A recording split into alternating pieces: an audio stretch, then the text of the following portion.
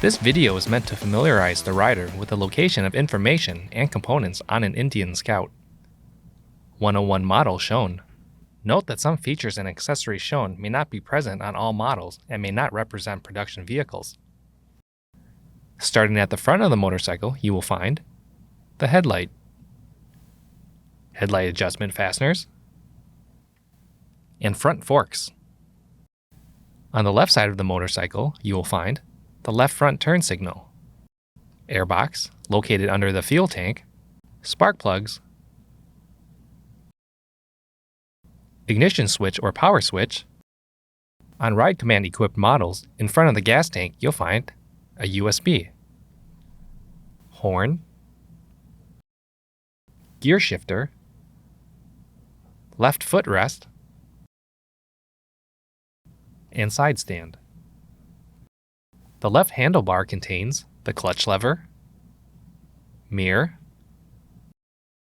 high beam, low beam, and flash to pass switch, cruise control switch if equipped, back button, 5-way toggle switch, turn signal and hazard warning signal, and horn switch. Between the handlebars are adjustment fasteners for handlebar positioning, 4-inch display powered by ride command if equipped, and fuel cap. The right handlebar contains the front brake lever, mirror, throttle grip, right trigger toggle switch, front brake fluid reservoir, and the engine stop-start-run switch. On the right side of the motorcycle, you will find the front right turn signal, rear brake fluid reservoir, rear brake pedal, right footrest,